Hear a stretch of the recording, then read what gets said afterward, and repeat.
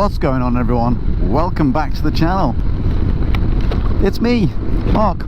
So today I'm taking out the Honda NC750X DCT. Thanks very much to the guys down at Shore Pass Rider Training in Plymouth, link in description. So yeah, the guys have kindly let me take out the Honda NC, which is one of their instructor bikes. So they've been using this instructor bike for a few years now, and I thought I'd take it out and see what it was like as an everyday riding bike, doing a little walkthrough and a little talk through, a little rider review of this bike, of what I think about it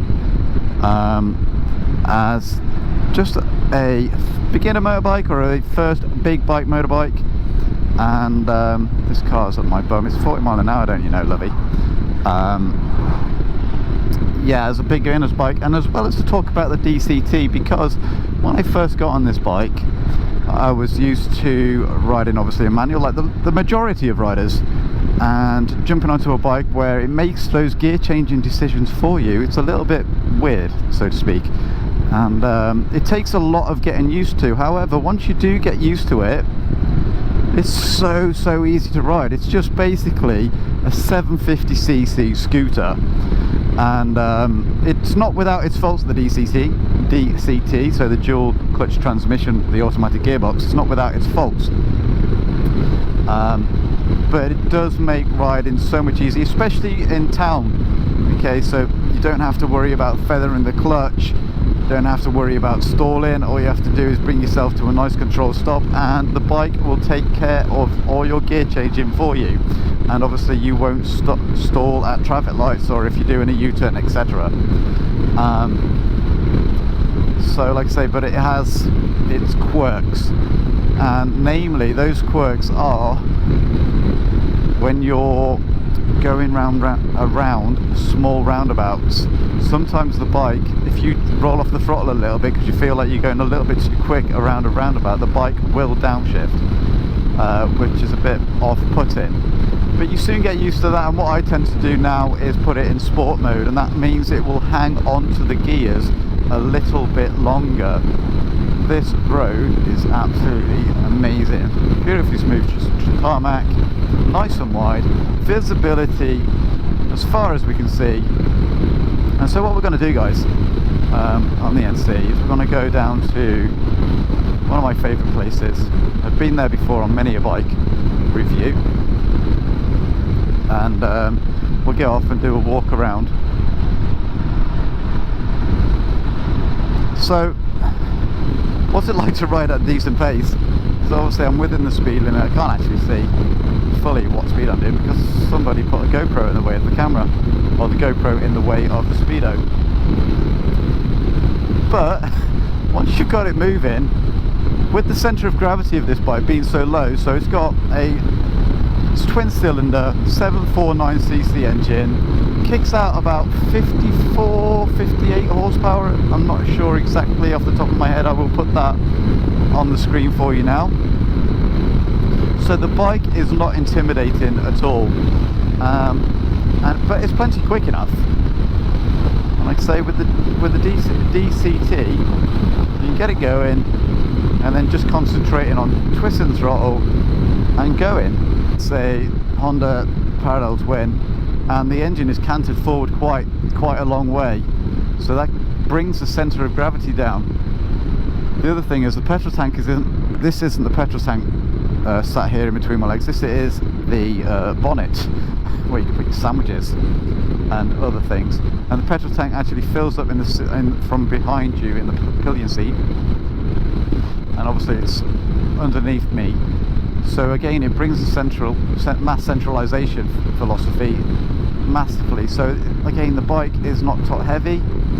I'm 5'7", and I can get both feet flat on the floor, and quite comfortably actually. So again, it's super simple bike to ride. It has a 14-litre petrol tank, which will give you around about 160 miles to a tank. So that's your tank range. It's not going to set your arse on fire speed wise, but it's not designed to do that. It's designed as a commuter bike, and it is a good step from passing your test and getting some big CCs under your belt, because it's not going to do anything unexpected. It has got a single disc at the front and ABS, so you've got that little safety net at the front if you get into a little bit of, if you need to do an emergency stop, or you need to get yourself stopped quite quickly and the surface is a little bit iffy. We do have traction control. So again, if you accelerate and the surface is a little bit iffy, we do have that safety margin.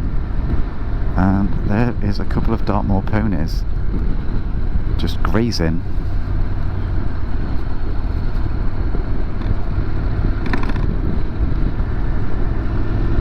Look how pink the sky is.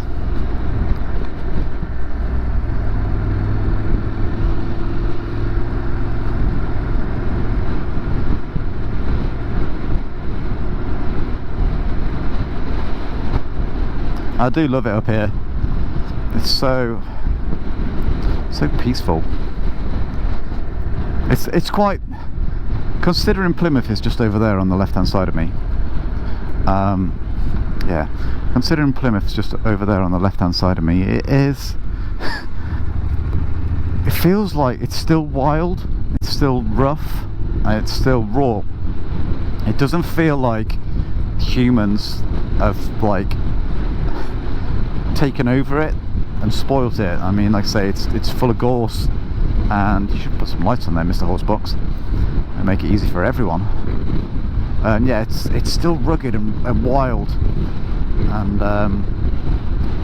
yeah, if you've not been up here, I mean, like I've mentioned in previous videos, the roads are a little bit bumpy, they are narrow. We're in a national park at the end of the day. We are on Dartmoor, we are on a big national park.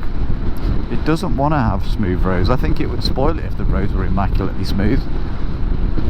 And I think people would tend to speed a little bit more if the roads were paved quite smoothly and wider. But now, because they're narrow, it makes people respect the 40-mile-an-hour speed limit.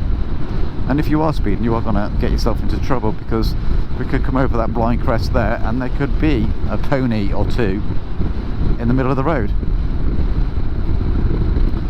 So if you do come up to Dartmoor, just take it all in, relax, take a nice steady ride and enjoy the wildness of the scenery.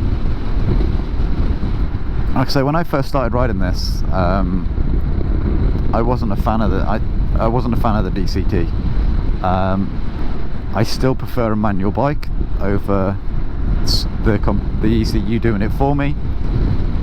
But this bike has its place, and this is a brilliant bike for commuting around town and just going in and out around traffic, because you can get to the traffic light, you can be unflustered, and you can stop start, and the bike will do that all day long, and it'll just sort out all your gear changes for you. Therefore you're not gonna get fatigued so much with being up and down the gearbox all the time, having to feather the clutch.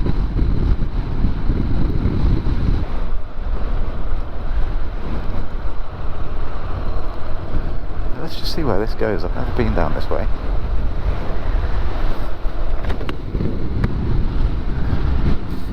It does look like there's tracks there, doesn't it, where people have been off-roading.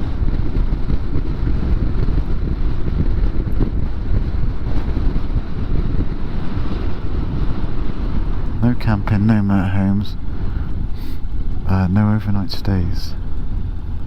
Should we go down there?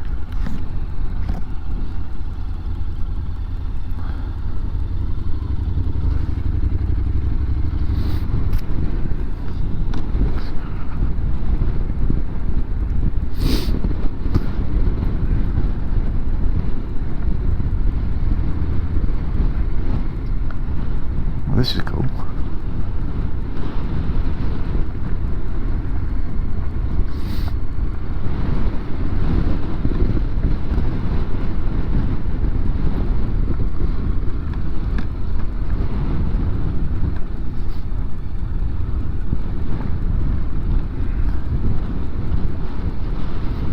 So because the power delivery is quite soft and docile, it's not intimidating at all.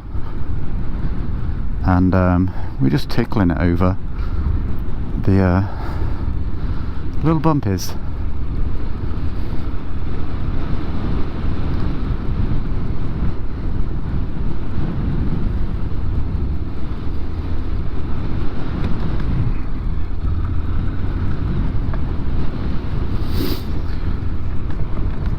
Obviously you wouldn't want to go on anything too gnarly. I mean, this is technically just a gravel road with some potholes, isn't it? So yeah, you wouldn't want to take one of these unless you change the tyres. And obviously I think this is the end of the road for us. Hold on, no, we can get further on.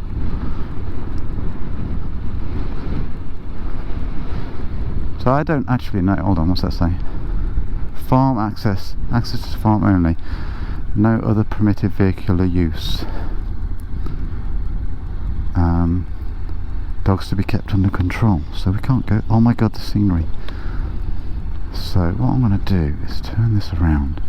So the only thing about the DTC is as soon as you twist that throttle, you're engaging drive. So if you're going to be doing anything like this, like turning it around in a car park or outside or anything, you do not want to be twisting that throttle pretty hard, because like I say, you can't kill the engine with a clutch, and you could get yourself into trouble. And yeah, you could get yourself into trouble and overshoot where you want to go. And obviously the bike is just going to go. That is, I think that's where the bike needs to be parked. I mean, look at this place, guys. If you've not been down here, you really should. It's stunning, isn't it? It's like there's a main road through there and you can see all the cars in the distance, but it's just like, it's almost like it's just you and I down here together, just soaking in all the scenery.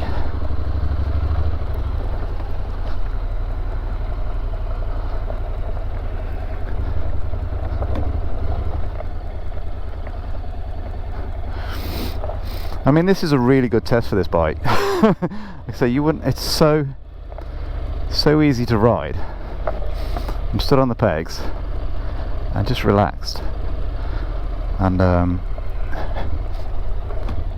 it's just managing. Okay, again, it's nothing gnarly. It's basically a gravel road with some potholes. I'm not trying to say I'm doing anything special, because we're not. As long as you relax, look where you want to go, keep everything nice and steady, bend your knees, and you can just plod along.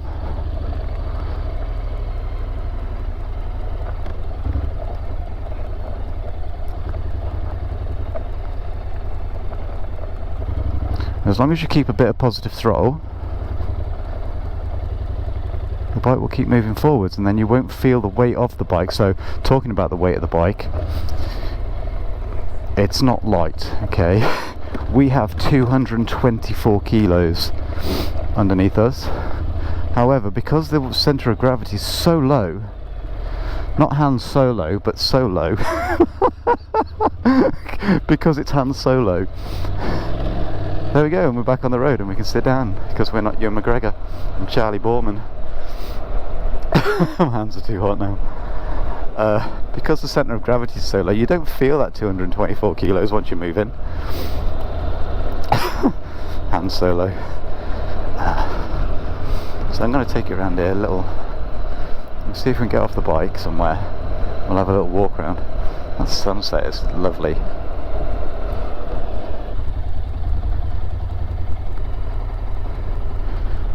You could be a complete novice off-roader, guys, on a bike like this, DCT it, and you could just chill out, relax, point the bike where you want to go,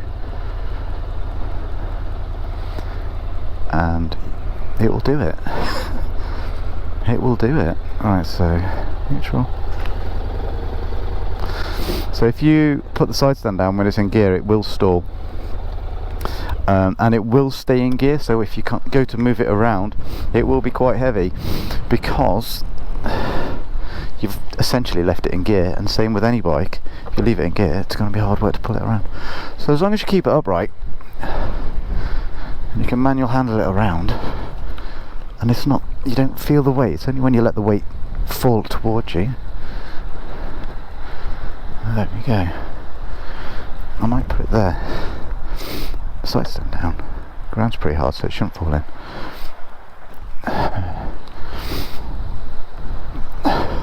So guys,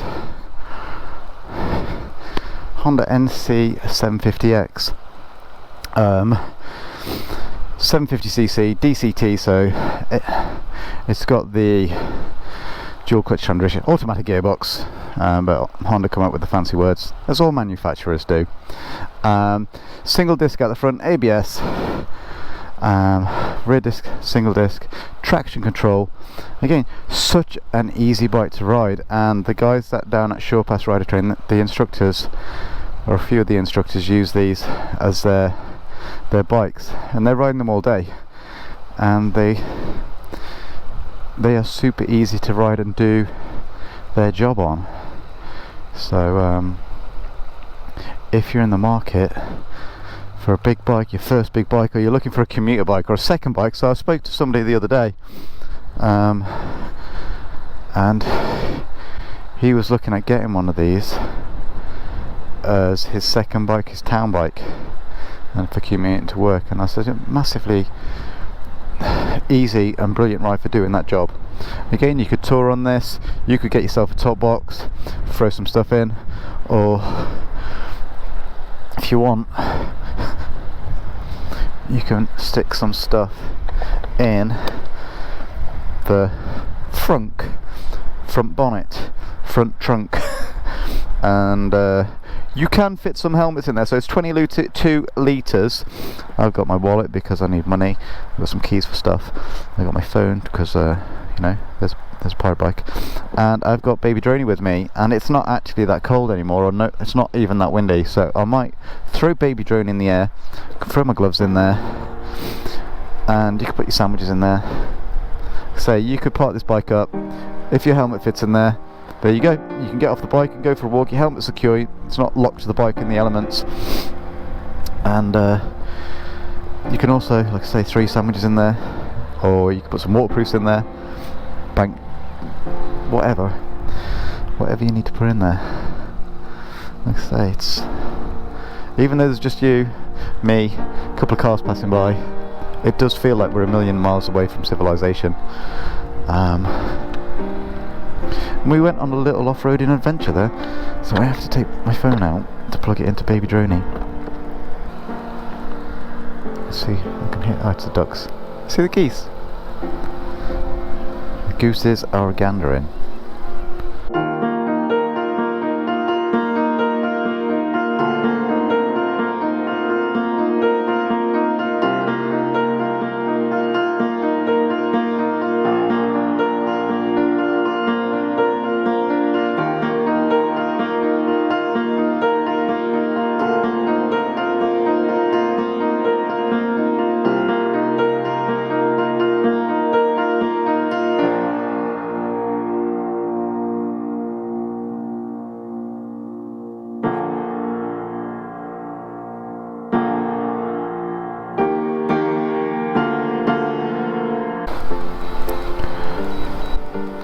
Bosh!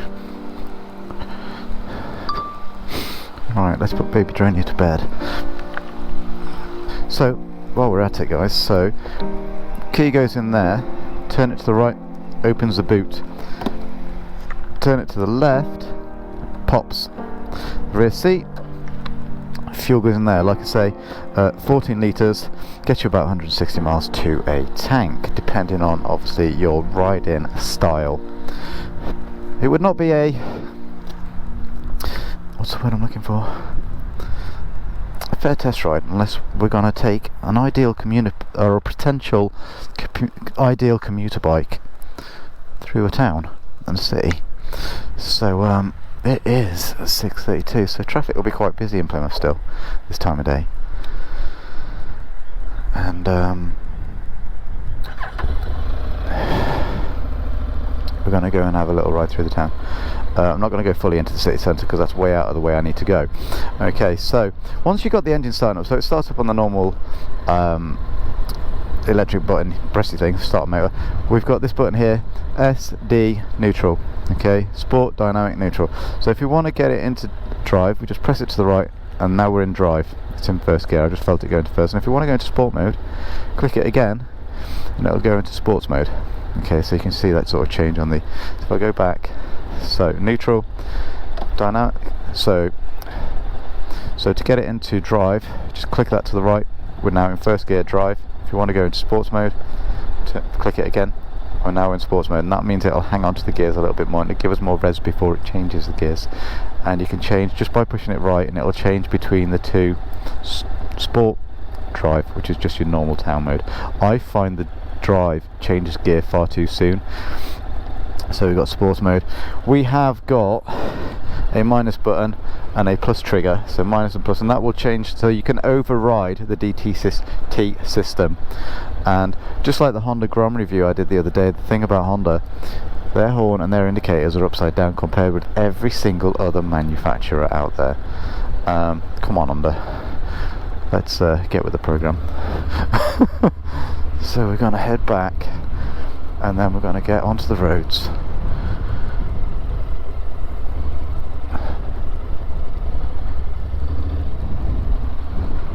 And just have a little commute through the town, just to see how easy it is compared with riding a geared bike or a manual bike.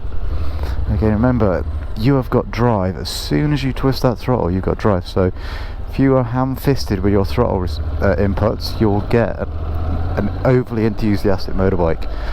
So what you really need to do is use your rear brake a lot to control the output. Okay, so off we go through Dartmoor, watching out for the wildlife. And again, because the centre of gravity is so low, it just goes around corners so easily. There's no weight on your hands, so you sat in a nice, like I've mentioned this before, you sat in a nice upright position, you've got nice wide handlebars, so you've got loads of leverage for turning, and you can just sit up, point it where you want to go, a little bit of counter steering, and away we go. One of the biggest criticisms though about the riding position is the seat. Now the seat is quite angled forward, it slopes forwards a lot into the towards the petrol tank, so you find yourself sliding forwards and you're constantly having to push yourself back off the petrol tank, or where the petrol tank would be the front trunk, the sandwich compartment. So again, a bit of rear brake if you need. It's so easy to ride, and I think would make a brilliant first big bike for anyone, especially if you're short of stature, because like I say, you can get both feet flat on the floor, the centre of gravity is quite low, so if you're quite a lightweight person as well, petite person, this would work out for you.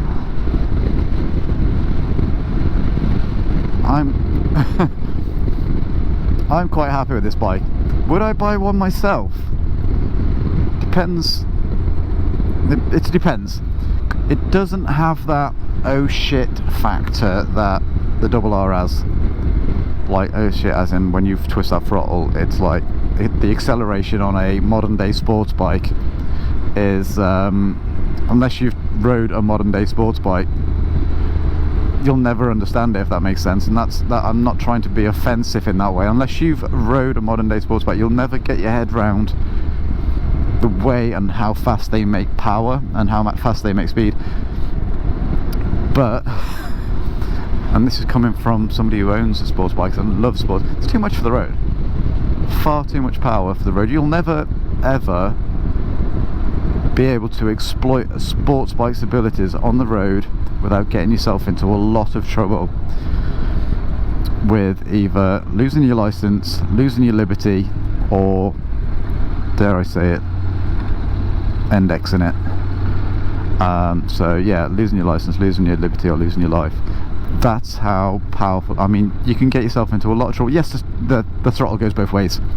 It does, and obviously they stop really well, but you have to ride with so much restraint with the abilities of these things, modern day sports bikes, that sometimes I sometimes question myself, why have I got one? So this would fall into a category, if I was going to buy one, it's like, right, I want something that's going to get me to work and back, plod to work and back, go out for a little bimbles over roads like what I've just done now. So that road through Dartmoor there, 40 miles an hour. This bike is adequately powerful enough for that. It'll go around the corners just as really well, and it stops pretty well as well. So